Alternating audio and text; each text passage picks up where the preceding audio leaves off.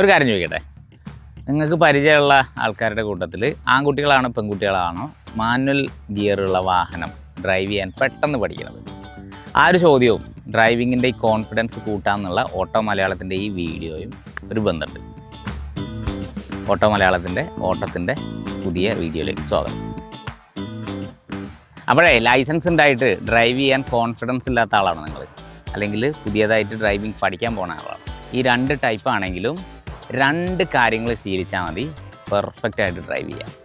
അപ്പോൾ എന്തുകൊണ്ടാണ് ഈ വീഡിയോ ചെയ്യുന്നതെന്ന് വെച്ചാൽ, എൻ്റെ ഒരു ഫ്രണ്ട് മൂപ്പരൊരു പരാതി ആണ് ഇതിൻ്റെ കാരണം. അങ്ങനെ വൈഫ് ലൈസൻസ് ഉണ്ട്, പക്ഷേ വണ്ടി ഓടിക്കില്ല. അങ്ങനെയുള്ള ഒട്ടേറെ ആൾക്കാർ നിങ്ങളുടെ പരിചയത്തിലുണ്ടാവും, എൻ്റെ പരിചയത്തിലുണ്ട്. അപ്പോൾ അത്തരക്കാർക്ക് സ്വന്തമായിട്ടുള്ള വാഹനത്തിൽ നിങ്ങളുടെ വീടിൻ്റെ അടുത്ത് ചെയ്യാൻ പറ്റിയ ഏറ്റവും സിമ്പിളായിട്ടുള്ള സ്റ്റെപ്പുകളാണ് ഈ രണ്ടെണ്ണം. 3 കാര്യങ്ങളാണ് ഇവർ അവരുടെ പ്രശ്നങ്ങളായിട്ട് പറഞ്ഞത്. അതിലെനിക്ക് തോന്നിയത് എന്താ വെച്ചാൽ, ക്ലച്ചിൻ്റെ ശരിയായ ഉപയോഗം അവർക്കറിയില്ല. ഒരു സ്ഥലത്ത് പോകുമ്പോൾ നമുക്ക് ദൂരെ ആൾക്കാരൊക്കെ നിൽക്കുന്ന കാണുമ്പോൾ തന്നെ ഇവർക്ക് പേടിയാണ്. കാരണം ഗിയർ എങ്ങനെ പ്രോപ്പറായിട്ട് ഡൗൺ ചെയ്യണം, അല്ലെങ്കിൽ ക്ലച്ചും ബ്രേക്കും ആക്സിലറേറ്ററും തമ്മിലുള്ള ആ ഒരു സിങ്ക് അവർക്ക് ശരിയാവില്ല. അതുകൊണ്ട് തന്നെ ആദ്യം എടുക്കുമ്പോണ്ടല്ലോ മറ്റേ കുതിര പോലെ ഒരു ചാട്ടൊക്കെ ചാടും വണ്ടി. പിന്നെ പെട്ടെന്ന് ബ്രേക്ക് ചെയ്യണമെന്നൊക്കെ ഉണ്ടെങ്കിൽ എൻജിൻ ഇടിച്ച് നിൽക്കുന്ന ഒരവസ്ഥയൊക്കെ ഉണ്ടാവാറുണ്ട്. ഇനി ആദ്യത്തെ ചോദ്യത്തിലേക്ക് വരാം. ആൺകുട്ടികളാണോ പെൺകുട്ടികളാണോ പെട്ടെന്ന് മാനുവൽ ഗിയർ വാഹനം ഓടിക്കാൻ പഠിക്കുന്നതെന്ന് വെച്ചാൽ ആൺകുട്ടികളാണെന്ന് പറഞ്ഞു. അതിൻ്റെ കാര്യം എന്താണെന്നറിയോ? അവരാദ്യം തന്നെ ബൈക്കൊക്കെ ഓടിച്ച് പഠിക്കും. ബൈക്ക് മാനുവലി ഗിയർ മാറ്റി, അതായത് ക്ലച്ച് പിടിച്ച് ഗിയർ മാറ്റി ആ സിസ്റ്റമാണല്ലോ. എന്നാൽ പെൺകുട്ടികൾ പൊതുവെ സ്കൂട്ടറുകളാണ് ഉപയോഗിക്കുക. ക്ലച്ച് മാറ്റുന്നതിൻ്റെ ഒരു ബുട്ടൻസ് ഉണ്ടല്ലോ, അത് ആൺകുട്ടികൾക്ക് കൂടുതലായിട്ട് മനസ്സിലാക്കാൻ പറ്റും.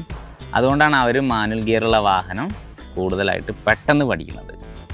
അപ്പോഴേ ക്ലച്ചിൻ്റെ പ്രവർത്തനം എല്ലാവർക്കും പറഞ്ഞതിൻ്റെ കാര്യമൊന്നുമില്ല. എന്നാലും അറിയാത്തവർക്ക് ഏറ്റവും സിമ്പിളായിട്ട് പറയുകയെന്ന് വെച്ചാൽ, ക്ലച്ച് ഫുൾ അമർത്തുമ്പോൾ, നിങ്ങൾ കാലിൽ അമർത്തുമ്പോൾ എൻജിൻ്റെ പിടി ഇങ്ങനെ വിട്ടുപോരും. എൻഗേജ് ആകുമ്പോൾ അതായത് ക്ലച്ച് റിലീസ് ചെയ്യുമ്പോൾ ഇത് തിരിച്ചിങ്ങനെ വരും. ഇത്ര ആലോചിച്ചാൽ മതി, വേറെ കോംപ്ലിക്കേറ്റഡ് ആയിട്ട് വേറെ ഒരു കാര്യം ആലോചിക്കണ്ട. അപ്പോഴേ ആ 2 കുട്ടൻസുകളിൽ ആദ്യത്തേത് ഇതാണ്. നിങ്ങളുടെ വാഹനത്തെ വളരെ പതിയെ എന്ന് പറഞ്ഞാൽ ഉരുട്ടിയിട്ട് ഒരു ഹമ്പ് കയറ്റി ഹമ്പിൻ്റെ മുകളിൽ നിർത്തി താഴേക്ക് അതേപോലെ ഉരുട്ടി ഇറക്കുക. ഇത് വളരെ സിമ്പിളല്ലേ എന്ന് കേൾക്കുമ്പോൾ തോന്നും, പക്ഷെ സിമ്പിളല്ല. കാര്യം എന്താ അറിയോ?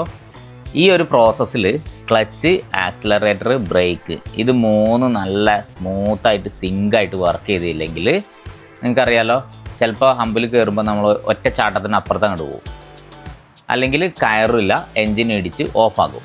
അതൊക്കെ ഈ ട്രെയിനിങ്ങിലൂടെ നമുക്ക് മാറ്റാൻ കഴിയും. അപ്പോൾ ചെയ്യേണ്ട കാര്യം ഇതാണ്. നിങ്ങളുടെ വീടിൻ്റെ അടുത്തുള്ള സേഫായുള്ള സ്ഥലത്ത് ഒരു ഹമ്പ് കണ്ടെത്തുക. ഹമ്പ് എന്ന് പറഞ്ഞാൽ റോഡിലെ ഹമ്പ് തന്നെ വേണമെന്നില്ല, ഒരു ഉയർന്ന മൺതിട്ടയോ അങ്ങനെയൊക്കെ വണ്ടിക്ക് അപകടമില്ലാതെ കയറാൻ പറ്റുന്നതും, ഇപ്പോൾ മുന്നിൽ മതിലൊന്നും ഇല്ലാത്ത അല്ലെങ്കിൽ ആൾക്കാരിങ്ങനെ പാസ് ചെയ്യുന്ന സ്ഥലമൊന്നും അല്ലാത്തൊരു സ്ഥലത്ത് ഇങ്ങനെ ഒരു സംഗതി കണ്ടെത്തുക. ആദ്യം നമ്മൾ വണ്ടി കൊണ്ടുവന്നിട്ട് ഹമ്പിൻ്റെ നേരെ മുന്നിൽ കംപ്ലീറ്റ് ആയിട്ട് നിർത്തും.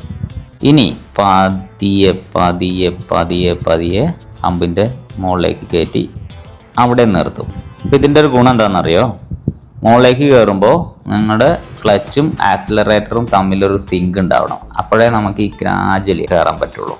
ഈ നിർത്തുന്നത് ബ്രേക്ക് അപ്ലൈ ചെയ്യാതെ നിർത്തണം. അതിൽ കുറച്ച് സക്സസ് ആയിട്ട് നിങ്ങൾക്ക് ചെയ്യാൻ പറ്റും ഈ ട്രെയിനിങ്ങിന് ശേഷം. തൽക്കാലം ബ്രേക്ക് അപ്ലൈ ചെയ്യുക. ഇനി മെല്ലെ, വളരെ മെല്ലെ താഴേക്ക് ഇറക്കുക. അത് ഉരുട്ടി ഇറക്കുക. ഓക്കെ, അപ്പോൾ താഴേക്ക് അങ്ങനെ ഇറക്കുമ്പോൾ അവിടെ വർക്കാവുന്നത് എന്താണെന്നറിയോ? ബ്രേക്കും ക്ലച്ചും തമ്മിലാണ്. ആ ഒരു കെമിസ്ട്രി നിങ്ങൾക്ക് മനസ്സിലാവും. നമ്മൾ അതേ ഹമ്പ് റിവേഴ്സിലേക്കും കയറ്റുക. മെല്ലെ ആ മുകളിലേക്ക് അവിടെ വെച്ച് നിർത്തുക. ഇവിടെയും ആക്സിലറേറ്ററും ക്ലച്ചും തമ്മിലാണ് സിങ്ക് വരിക. ഇനി പതിയെ താഴേക്ക് ഉരുട്ടിയിറക്കുക. അപ്പം ഇങ്ങനെയാണ് ഇത് ശീലിക്കേണ്ടത്. ഇത് സ്ഥിരമായിട്ട് ശീലിച്ചാൽ ക്ലച്ചും ബ്രേക്കും ആക്സിലറേറ്ററും തമ്മിലുള്ള അന്തർധാര കറക്റ്റായിട്ട് കിട്ടും. പിന്നെ ക്ലച്ചൊക്കെ നിങ്ങളുടെ കാലിൽ കിടക്കും. അപ്പോൾ നിങ്ങൾക്ക് ഒരു ചെറിയ വേഗത്തിൽ ചെന്ന് നിർത്താനും സ്മൂത്തായിട്ട് ലോ ഗിയറിലേക്ക് ഡൗൺ ചെയ്യാനും, ഒരു സ്ഥലത്ത് നിർത്തിപ്പോയാൽ കൂളായിട്ട് വീണ്ടും എടുത്തു പോകാനൊക്കെ കഴിയും. അപ്പോൾ കോൺഫിഡൻസ് കൂടും. രണ്ടാമത്തെ വിഷയം എന്താണെന്നറിയാം?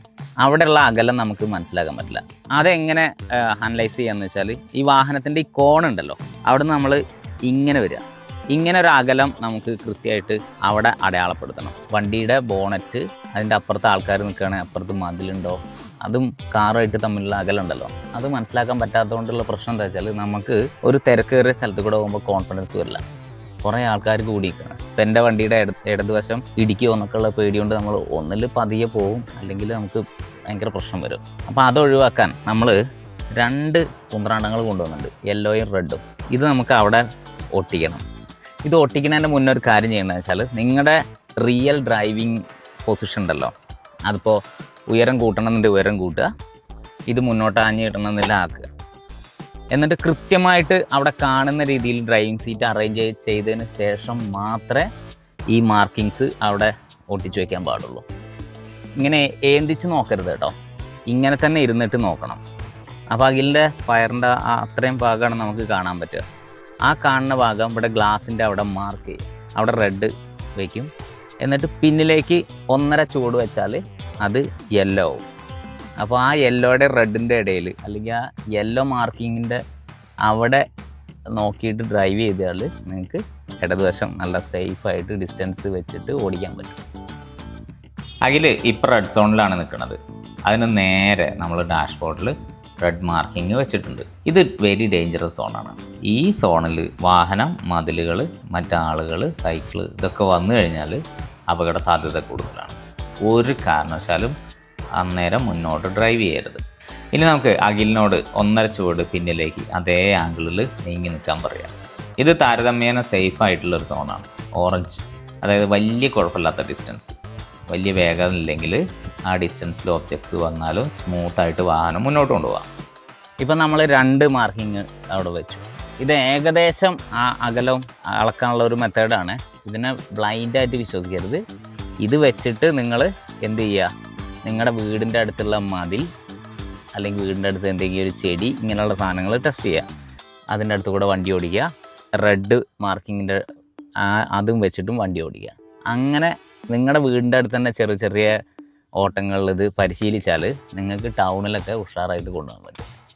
ഈ ഡ്രൈവിങ്ങേ ചെയ്ത് തുടങ്ങുന്ന എല്ലാവരുടെയും ഉള്ളിലുള്ള ആഗ്രഹം എന്താണെന്ന് വെച്ചാൽ സേഫായിട്ട് വണ്ടി ഓടിക്കുക എന്നുള്ളതാണ്, കോൺഫിഡൻസിൽ വണ്ടി ഓടിക്കുക എന്നുള്ളതാണ്. ഞാനിപ്പോൾ അഖിലിനോടൊരു തമാശ പറഞ്ഞതെന്ന് വെച്ചാൽ, ചെറുപ്പകാലത്ത് വണ്ടി ഓടിച്ച് പഠിക്കുന്ന സമയത്ത് നമ്മളിങ്ങനെ ആലോചിക്കും, ഒരു ജലദേവത വന്നിട്ട് എന്താണ് ഭക്ത വരം വേണ്ടതെന്നൊക്കെ ചോദിക്കുകയാണെങ്കിൽ ഞാൻ അന്ന് മനസ്സിൽ പറയാൻ ഉദ്ദേശിച്ച ഒരു കാര്യം എന്താ വെച്ചാൽ, ഞാൻ ഓടിക്കുന്ന വണ്ടി എവിടെയും തട്ടരുത്, ആർക്കും അപകടം ഉണ്ടാവരുത് എന്നുള്ളതായിരുന്നു. അങ്ങനെയുള്ള സിമ്പിൾ കാര്യമുള്ളൂ.